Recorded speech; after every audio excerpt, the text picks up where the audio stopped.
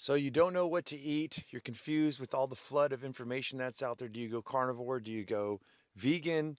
And I'm going to answer that question for you today to give you the exact way that you can figure this out for yourself because you should be confused. There's a lot of shit out there.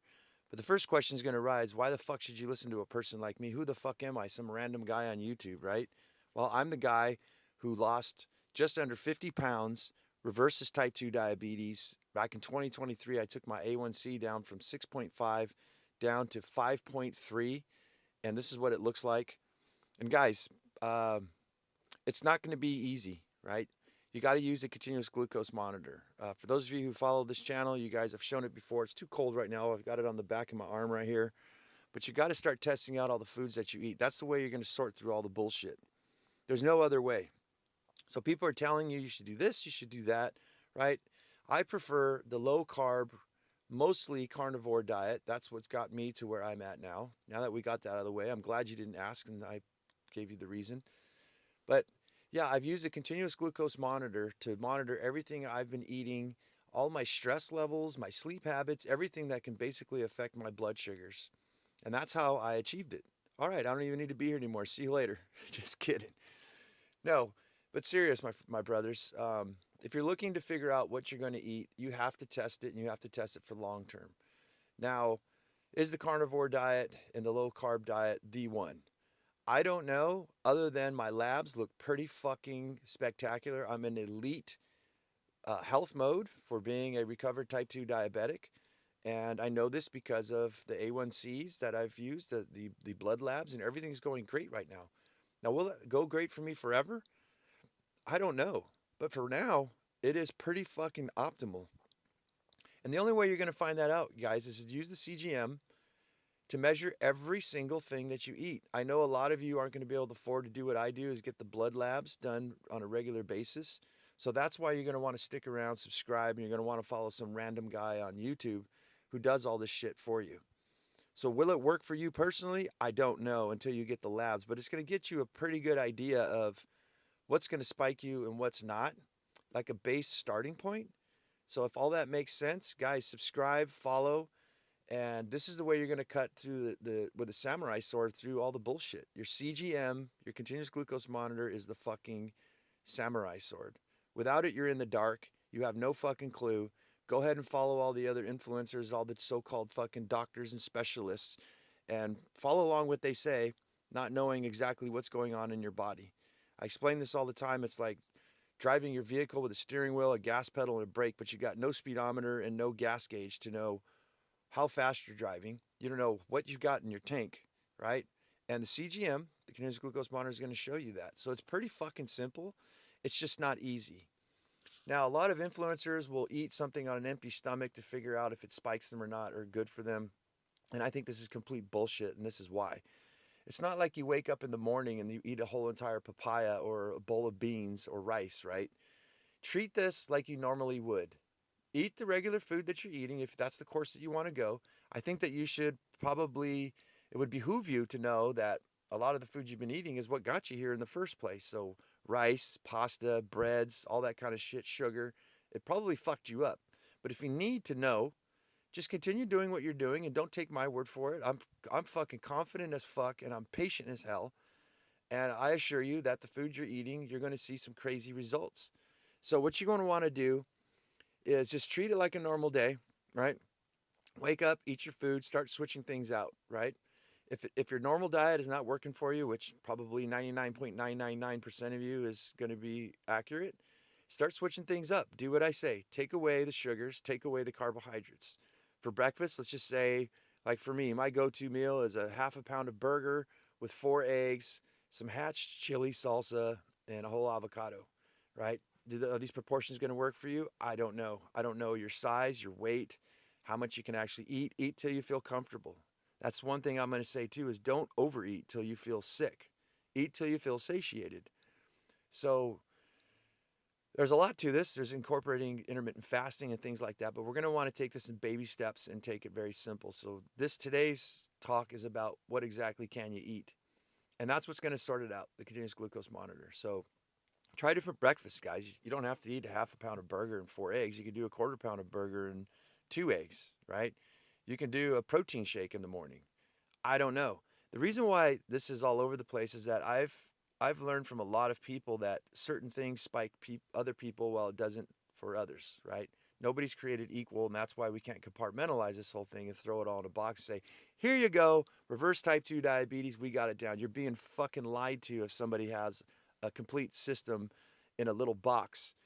Just follow this and you'll be good. That's not the fucking case. That's probably what you want to hear, but unfortunately, I'm not here for the weak-minded and the fucking people who are going to go and try to take the easy road, right? You have to put in the fucking work. That's what I did. That's what you're going to have to do. That's what builds trust. That's what gets real results. So, yeah, try some different things. Try skipping breakfast and see what happens. Eat lunch, right? Maybe eat breakfast. Just don't eat dinner if you want to incorporate intermittent fasting. But either way, your continuous glucose monitor is going to show you what's going on in your body. So, I'm trying to think if there's anything more helpful for you guys, but that's pretty much it. Like, you got to know what's going on in your body at all times. So try different breakfasts to recap, right? Try different breakfasts, try different lunches, try different dinners. Interchange things. Try doing like a large breakfast, a medium lunch, and a small dinner. You want to pay attention also to your morning glucose levels. I know I'm all over the place, but we're going to get to it as these videos progress, right? But when your fasted morning glucose is above 100, 100 or above, you're not in a good spot, man. You got to start getting those sugars low. So, but it's all about the food. To recap, use a continuous glucose monitor. That's going to tell you all the foods that you think you should eat, because what you think is probably not what's going to, in reality, is what's really going to help you. So experiment, try different things. And if you guys can afford it, get the blood labs. Go in and figure out where your HbA1c is. Go in and find out where your cholesterol's at. All these different markers is going to really help you. And the cool thing is I know it's probably difficult for a lot of you people to stay on track, but once you start using the CGM and you start seeing your blood sugars levels start lowering, it's going to make you want to do this even more. You're going to see your progress. Again, you're in a vehicle and you can't see the gas gauge, you can't see your speedometer, you can't see your odometer of how many miles you've made it so far. Once you start getting into this, it's going to become addictive, and that's what's going to keep you on track. That's what happened to me. I started seeing great results. I've been seeing great results for the past year and a half, and there's no disputing. There is no fucking disputing. Anybody can tell me that my diet is wrong. The only thing that can tell me what's wrong is going to be the blood labs and my blood sugar monitor.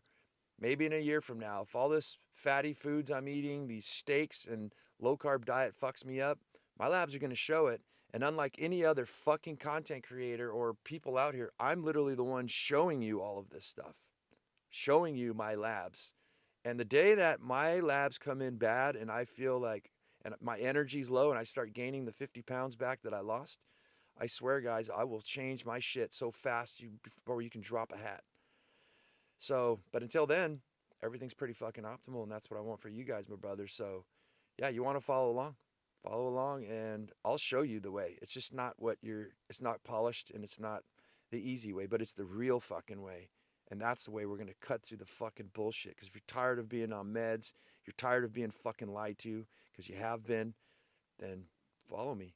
I'll show you guys the way. Let's take a look at those blood sugars for the entire day today. All right, my friends, this is the interface to the continuous glucose monitor that I showed you earlier, and today is the results we're going to get from May 17th. And I woke up this morning at about 97 milligrams per deciliter at around 6 a.m. I laid in bed, and my blood sugars actually dipped a little bit over here, but I didn't get out of bed till around 7. That was about 102 milligrams per deciliter. For those of you who don't know, the gray zone here is actually what is the optimal glucose range. And that's where we want to stay, is within that gray zone there. Now, it's okay if you spike up a little bit after eating meals. That's normal. For a lot of you guys who don't know, 140 milligrams per deciliter is normal. That's what the average person without diabetes, they'll get a little spike as long as it comes back down within 2 hours. But you guys are going to see I'm doing a hell of a lot better than that. So as I progress through here, this is the dawn phenomenon. My blood sugar is starting to rise. It's like a cup of coffee, right? My body's trying to get some energy, so it's converting whatever carbs I have and proteins in my body to and fat to get energy for me to get to move around. So today I actually had breakfast. It was a half a pound of hamburger with 4 eggs and some salsa on top.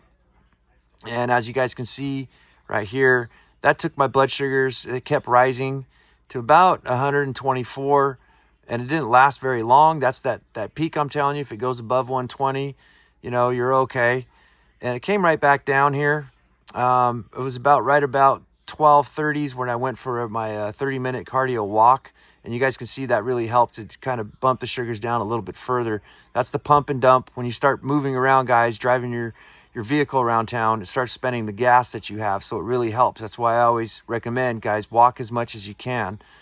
Right around here, I forgot what I had. Let's take a look here. This was a 30-gram smoothie. And as you guys can see, it didn't really do much to my blood sugars at all. Gave me a little bit of rise, but nothing to write home to mama about. A few hours later, I actually had, I think it was some garlic bread that I made. Yeah, this is basically a egg bread that I've invented, made out of egg powder, egg whites, egg yolks, and a few other ingredients. That's pretty much 0 carb. And I added butter and garlic to it, and it was actually pretty tasty, and I wanted to test it out because that's another thing I do here is invent foods that are low carb and diabetic friendly. And as you guys can see, it gave me a tiny little bit of a bump, but nothing much at all. In fact, after 2 hours, I was perfectly fine. Right in here, I think I had me a tri-tip. I did some smoked tri-tip for dinner today. That was pretty delicious. I immediately followed that by, let's see here, garlic, another piece of that garlic bread. And I also had another 30-gram smoothie here, a 30-gram protein smoothie. And as you guys can see, minimally affected by that was a lot of food too. I was hungry as hell today. And I don't know why I ate so much. I just felt hungry and listened to my stomach and ate. And as you guys can see, numbers stayed all in time and range, in the optimal glucose range there. We're shooting on later in the evening here to around 920, and I'm at 109 milligrams per deciliter. I'm expecting that to fall down as the nighttime progresses. This is the time and range, this little button right here. And as you guys can see, I'm 99% time and range. Usually I'm at 100. That's very difficult to achieve. I'll take 99 any day. I prefer 100 to be a show pony to show you guys how badass that I am the Chuck Norris, Bruce Lee of type 2 diabetes reversal. That's why I do what I do. But this is the blood sugars, guys, from May 17th here of 2025. And I hope this information helps you to turn you into a believer. And guys, to know that it is possible to reverse type 2 diabetes. And this is what it looks like for somebody who's done it themselves. Now, I'm 49 years old. Now, I'm here to inspire you guys, to answer any questions. Guys, if I've brought you any value, subscribe. I need 50 subscribers at this point so I can go live and I can answer your questions and show you guys real results every single day and help you on your journey to do it as well. Thanks for watching. I'll see you guys on the next video.